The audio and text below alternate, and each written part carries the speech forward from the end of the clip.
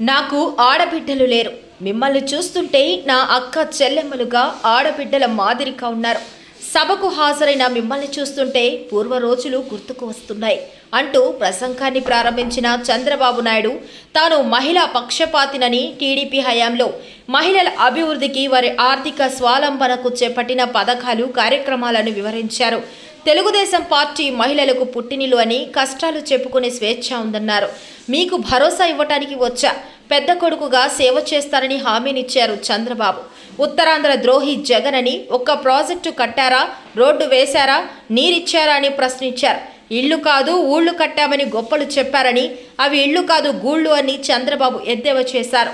తాము అధికారంలోకి వచ్చిన తర్వాత 2-3 సెంట్ల స్థలం ఇచ్చి ఇళ్లు కట్టిస్తామని హామీనిచ్చారు. తాము కట్టిన టిడ్గో ఇళ్లకు రంగులు వేశారు తప్ప డబ్బులు కట్టిన వారికి ఇవ్వలేదని విమర్శించారు. శ్రీకాకుళం అభివృద్ధి తేదెపతోనే జరిగింది. శ్రీకాకుళం పులి తండ్రికి మించిన తనయుడు రామ్మోహన్ నాయుడుకు అత్యధిక మెజార్టీతో హ్యాట్రిక్ విజయం అందించాలి. యువకుడు సేవ చేయాలని తపన ఉన్న సామాన్య కార్యకర్త గొండు శంకర్ అని ప్రశంసించారు. అయితే గెలిపే ధ్యేయంగా IVRS ద్వారా వేగుల ద్వారా ప్రజలు తీసుకున్న నిర్ణయం మేరకు ఎమ్మెల్యే అభ్యర్థిగా గొండు శంకర్ను ప్రకటించడం జరిగిందన్నారు.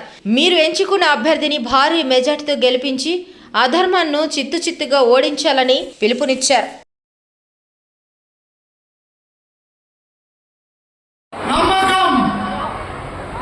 వీటన్నిటికి నిలువుటద్దం మన శ్రీ నారా చంద్రబాబు నాయుడు గారు ఈ కార్యక్రమానికి ముఖ్య అతిథిగా విచ్చేస్తున్నారు. వారికి మా హృదయపూర్వక ధన్యవాదాలు, పాదాభివందనాలు తెలియజేసుకుంటున్నాం. అలాగే ఈ కార్యక్రమానికి విచ్చేసినటువంటి ముఖ్య అతిథులు పార్లమెంటు సభ్యులు శ్రీ కింజరాపు రామ్మోహన్ నాయుడు గారు, అలాగే జిల్లా పార్టీ అధ్యక్షులు శ్రీ కోన రవికుమార్ గారు, అలాగే గుండా లక్ష్మీదేవమ్మ గారు, అలాగే సుజాతమ్మ తమ్మినేని, పిసిని చంద్రమోహన్ గారు, అలాగే బెల్లంగి ఉమామహేశ్వరరావు గారు, గౌతు శిరీషమ్మ, పెందుర్తి వెంకటేష్ గారు, లీలారాణి గారు, కోరాడ సర్వేశ్వరరావు గారు, సూర్యకుమార్ గారు, పైడి వేణుగోపాలరావు గారు, గొండు దాత్రిదేవ్ గారు, గొండు స్వాతి గారు, గుండ అమరు గారు, విజయలక్ష్మి నిర్మల గారు, నల్లి సుజాత గారు, మెట్ట పద్మావతి గారు, సిహెచ్ ధనలక్ష్మి గారు, కీర్తి సుశీల గారు, వారాది వరలక్ష్మి గారు, వేదికను అలంకరించిన ఇతర పెద్దలు అందరూ కూడా నా హృదయపూర్వక నమస్కారాలు తెలియజేసుకుంటూ, వేదిక ముందు ఉన్నటువంటి నా మహిళా సోదరీమణులకు, అలాగే తెలుగుదేశం పార్టీ కార్యకర్తలకు, నాయకులకు, కుటుంబ సభ్యులకు అందరికీ పేరు పేరున నా హృదయపూర్వక పాదాభివందనాలు, ధన్యవాదాలు తెలియజేసుకుంటున్నాం.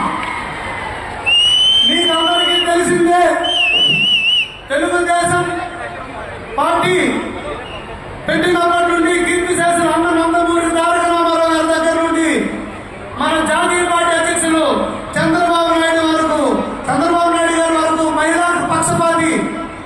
ఆ రోజు మహిళలకు ఆస్తిలో సగభాగం ఇవ్వడం జరిగింది.